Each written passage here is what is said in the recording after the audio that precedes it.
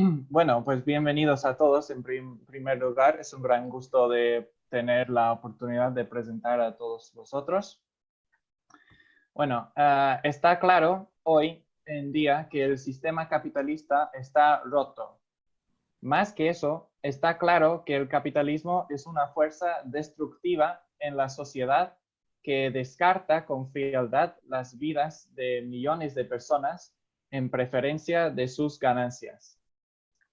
Vemos que los gobiernos de muchos países son ineptos para lidiar con el coronavirus y, de hecho, les vale muy poco el número de muertos de decenas de miles de personas que trabajan mientras que puedan proteger sus ganancias. Más que nunca, los jóvenes y los trabajadores de todo el mundo están buscando respuestas, buscando ideas que pueden explicar el mundo que nos rodea y ofrecer una alternativa. Ahí es donde nosotros como marxistas entramos. Marxismo o socialismo científico fue desarrollado por Marx y Engels durante el siglo XIX. Explica el desarrollo de la sociedad y el papel de los trabajadores para llevar a cabo una revolución socialista que transformará la sociedad. Las ideas fundamentales han permanecido relevantes y válidas desde entonces y han sido desarrolladas y enriquecidas por la experiencia histórica. Hay tres aspectos principales: el materialismo dialéctico, el materialismo histórico y la economía marxista, que explicaré brevemente hoy. Una vez que comprende cómo funciona la sociedad y que la clase obrera se da cuenta de su fuerza colectiva, tiene el poder de cambiarla. Este es el papel que desempeña la corriente marxista internacional, la CMI, poner en práctica esta teoría. Representamos la expresión organizada de las ideas marxistas. Queremos organizar a jóvenes y trabajadores como vosotros que cada día se despiertan más, dándose cuenta de que este sistema está roto y que exigen un cambio radical. Necesitan una herramienta para derivar al capitalismo y la CMI es esta.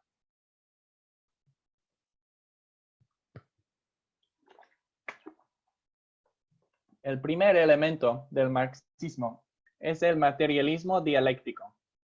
Primero, para explicar estas dos palabras. El materialismo no se refiere a su uso popular, que significa consumismo, interesado en comprar muchas cosas. Es decir, refiero al materialismo en el sentido filosófico. Materialismo significa que todo proviene del mundo material. Se distingue del idealismo, que afirma que todo proviene de nuestras mentes. En el materialismo, la materia es primaria. Las ideas reflejan nuestro entorno. Por ejemplo, el pensamiento es un producto del mundo material. Nuestros cerebros están hechos de células y el pensamiento es un producto de nuestras neuronas que se envían señales eléctricas entre sí a través de los sinapsis. El pensamiento no está separado de ese proceso biológico. Nuestra conciencia no es una entidad etérea independiente. Cuando morimos, dejamos de pensar. La dialéctica es el estudio de movimiento o cambio. Todo cambia constantemente. Todo está en un estado de flujo permanente. Y eso no es un concepto inventado por Marx. De hecho, es observable en la naturaleza, la historia y la sociedad. El filósofo griego Heráclito dijo que no puedes pisar en el mismo río dos veces. La masa fluida del agua que fluye no es una entidad estática. El filósofo alemán Hegel le dio una base firme a la dialéctica en el siglo XIX. Lo que hizo Marx fue combinar la dialéctica y el materialismo en un materialismo dialéctico, que tiene tres principios básicos: la unidad y lucha de los contrarios, la transformación de la cantidad en calidad y la negación de la negación. Primero, la unidad de los contrarios. Significa que todo existe en contradicción, en oposición. Por ejemplo, escuchar es la contradicción entre el sonido y el silencio. Leer es la capacidad de percibir el contraste de las letras negras en una página blanca. La clase trabajadora y la burguesía existen en oposición directa. No se puede tener una sin la otra. La burguesía no existiría si no oprimiera al proletariado, y el proletariado no existiría si no fuera oprimido. Y este antagonismo es central a la revolución socialista. Tenemos que romper esa contradicción para abolir la sociedad de clases. Cantidad en calidad y viceversa. La naturaleza y la vida consisten en un proceso de acumulación que provoca en determinada etapa una transformación cualitativa. Por ejemplo, cuando observamos al mundo natural, si tiene suficiente fricción, la acumulación de calor se transforma cualitativamente en fuego.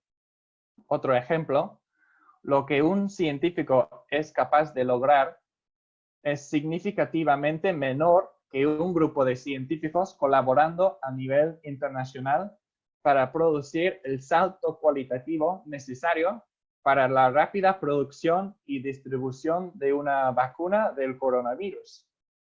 En cambio, diferentes entidades nacionales y privadas están compitiendo y están restringidas por el motivo del beneficio. La negación de la negación.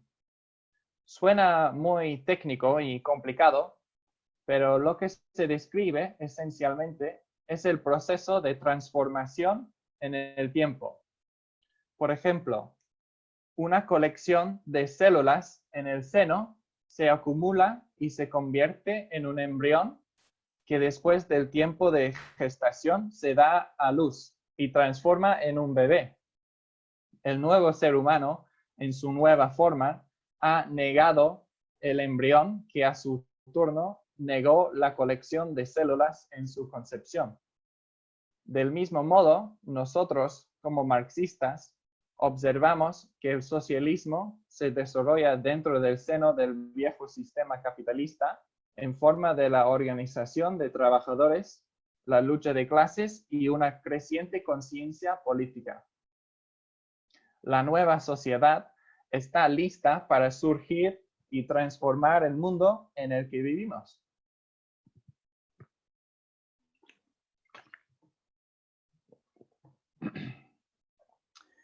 El materialismo histórico es la aplicación del método dialéctico a la historia. Marx y Engels descubrieron la clave para comprender la historia de manera científica: que el ser humano, antes de hacer historia, ciencia, arte o filosofía, tiene que comer, vestirse y tener un techo. Así, lo primario es cómo cada sociedad a lo largo de la historia se organiza para producir los elementos indispensables de su existencia: la comida, el transporte, las viviendas, la vestimenta. Es a partir de cómo se produce, de quién produce y quién se lleva el producto que sobra en la sociedad, cómo se origina el modo de propiedad, pública o privada. Y las clases sociales, clases oprimidas que producen y clases opresoras que se apropian del producto sobrante. Así lo vemos en las sociedades neolíticas de Oriente Medio, Asia y Mesoamérica. Luego en el esclavismo, luego el feudalismo y finalmente el capitalismo.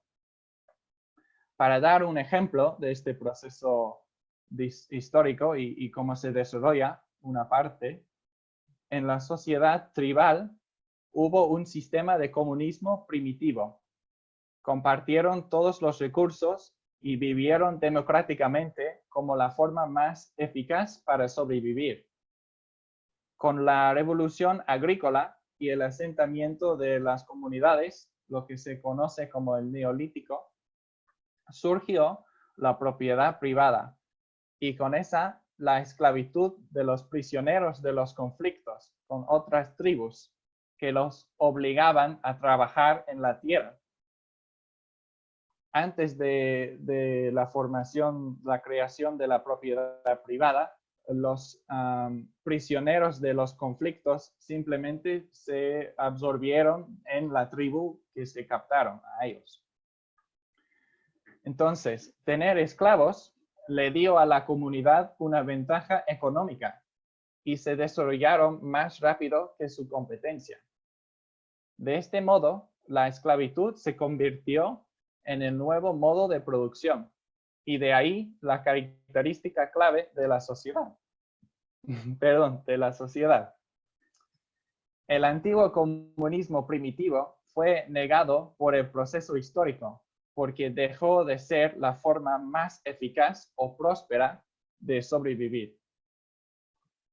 Sobre esa estructura económica se organiza el resto de los factores: la protección del modo social, la represión, el Estado, la política, las leyes, las ideas dominantes, la religión, el arte, las guerras, etcétera, etcétera. Partiendo de que la estructura económica es lo primario en el desarrollo histórico, no negamos que otros aspectos sociales, culturales, religiosos e incluso personales también juegan un papel importante. Pero decimos que están condicionados, limitados por la estructura económica existente. La Revolución Francesa se hizo en nombre de la razón, pero en esencia estaba derivando el feudalismo y abriendo paso a la moderna sociedad burguesa. Entonces, debemos mirar a la historia como un proceso en lugar de una serie de episodios separados. Cuando nos enseña la historia en el instituto, concentramos en grandes eventos o figuras históricas importantes. Los grandes cambios en la sociedad se atribuyen a los accidentes o las acciones de las personas. Por ejemplo, se culpa al coronavirus por causar la crisis económica mundial que nos avecina. Si este es el caso, ¿por qué no tuvimos una recesión global en 2003 con SARS o con H1N1 o ébola? El coronavirus ciertamente se ha extendido más y ha afectado a más personas que estas enfermedades mencionadas, pero la crisis económica ya estaba en el horizonte antes del brote. En realidad, estos accidentes representan la última gota de agua que desborda el vaso. Expresan la acumulación de contradicciones en la sociedad y una transformación cualitativa de la situación. Armados con esta expresión, esta comprensión, podemos ver que la historia es un proceso con etapas que emergen, se desarrollan y caen. La conclusión lógica de este proceso es que el capitalismo también es una etapa histórica que tenía un uso histórico en cuanto a su habilidad de desarrollar las fuerzas productivas y mejorar las condiciones de vida. Sin embargo, ya no representa una fuerza progresiva. Igual que las etapas anteriores, ha creado la base para su propia desaparición. Lo que seguirá será el comunismo, es decir, compartir recursos y el funcionamiento democrático de la sociedad. no será un retorno al comunismo primitivo de la sociedad tribal, sino que será una expresión de las mismas características a un nivel superior que explicaré al final. La clase dominante quiere que pensemos que el capitalismo ha sido y siempre lo será, y que no hay una próxima etapa. Toda su filosofía refleja eso, ¿no? Que la naturaleza humana está fija y no podemos pensar en nada más que conseguir nuestra propia prosperidad y luchar y competir con otros seres humanos. Pero sabemos que eso no es cierto, y esta idea es muy poderosa en la mente del trabajador o de la juventud. Bajo el capitalismo tenemos la contradicción mencionada arriba entre la clase dominante, la burguesía, y la clase trabajadora, el proletariado. Hemos llegado a este antagonismo central de la sociedad a través del desarrollo de un proceso histórico.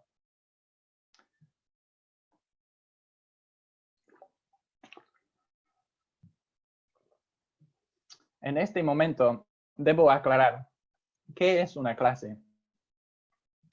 Clase no es una etiqueta cultural. Tú no decides ser una u otra. La clase se basa en la relación con los medios de producción. Tú eres de la clase trabajadora si no posees nada más que tu capacidad para trabajar, y la burguesía compra tu capacidad como una mercancía en la forma de un salario que te paga. Tú eres de la clase burguesa si posees a los medios de producción, es decir, la fábrica, el lugar de trabajo, la oficina o la empresa, y empleas a otros para generar tus ganancias en forma de plusvalía. Y tocaré a este tema en más detalle ahora con la economía marxista. Hoy en día vemos que las grandes empresas dominan nuestras vidas. En el Estado español es el IBEX 35, que incluye los más ricos de la sociedad del Estado español y empresarios como Amancio Ortega, ¿no? El dueño de Inditex.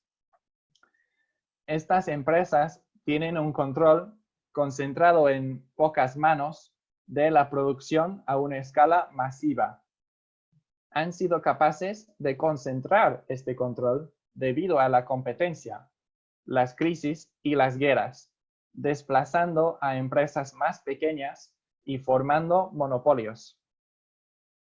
Sin embargo, los capitalistas no usan esta capacidad increíble de producción para mejorar las condiciones de vida de todos. Esto solo es un subproducto accidental. No, su único motivo es la ganancia. Producen mercancías para la venta. Entonces, los capitalistas compran la fuerza laboral del obrero en la forma de un salario, como ya mencioné, para añadir valor a un producto a través de sus horas de trabajo. Son capaces de sacar ganancias de esta mercancía porque no remuneran al obrero por el valor extra que se ha añadido a la mercancía. Se extrae más ganancia a través de extender la jornada laboral, aumentar la intensidad del trabajo o reducir los salarios. Esto significa que la clase trabajadora crea toda la riqueza en la sociedad, pero ve muy poco beneficio de lo que produce. Ahora bien, todos entendemos que el capitalismo no es el mejor sistema para nosotros, la clase obrera. Pero, ¿con qué sistema vamos a reemplazarlo? Ahora, la economía se concentra en generar ganancias. Bajo el socialismo, tendríamos una economía que se concentra en las necesidades sociales y resuelve las contradicciones creadas en el capitalismo. Antes de la pandemia, la economía mundial solo estaba utilizando alrededor del 70% de su capacidad productiva. No producen porque no pueden vender todo. Bajo el socialismo, utilizaremos toda la capacidad para producir todo lo que necesitamos. Ahora también tenemos altos niveles de desempleo y subempleo en todas partes del mundo, mientras que hay muchos obreros obligados de trabajar 2 o 3 trabajos para pagar el alquiler, comprar comida y simplemente sobrevivir, pensando en un día después del otro, sin ahorros o nada de protección de seguro social. Con el socialismo, daremos a todos un trabajo productivo. Esto significaría que nadie estaría en paro y además todos podrían concentrarse en hacer su trabajo a una alta calidad. Vinculado con el uso de toda la capacidad existente, que en este momento no se utiliza, incrementaremos masivamente la productividad y a la vez crearemos más trabajos útiles. En el capitalismo, las máquinas y la tecnología son los enemigos de los obreros, porque les reemplazan y roban su salario, y de ahí su forma de vivir. En una economía socialista basada en las necesidades sociales, usaremos la tecnología para mejorar nuestra calidad de vida. Las máquinas podrían hacer las tareas serviles, peligrosas y penosas. Con todas estas medidas implementadas, los obreros tendrían más tiempo libre que podrían usar no solo para su ocio, sino más importantemente para gestionar la sociedad. La clave es que tendríamos una economía planificada bajo el control obrero. Es decir, todos tendríamos una voz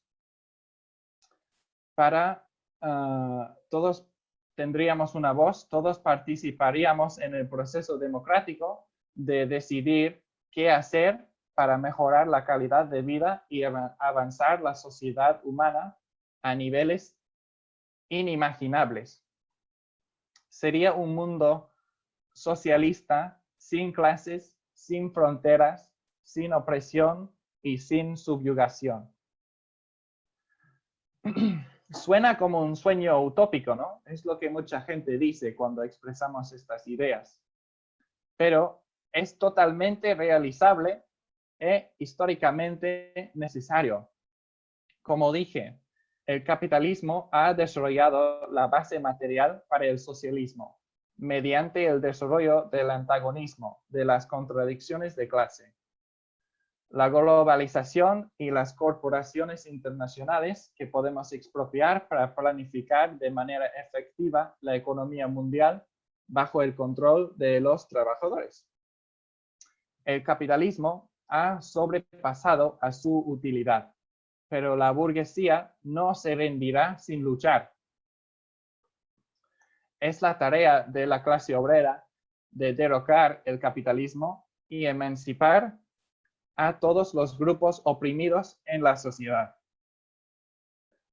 Por esa razón, debemos estudiar las ideas del marxismo y participar activamente en la lucha de clases. Debemos explicar pacientemente estas poderosas ideas a los trabajadores y a los jóvenes y reclutar para que estas ideas llevamos a las capas más avanzadas, como vosotros, para que participéis en nuestra organización, la CMI. Entonces, ayúdanos en esta tarea tan urgente. Únete para derrocar el capitalismo y transformar la sociedad a través de una revolución socialista. Solidaridad.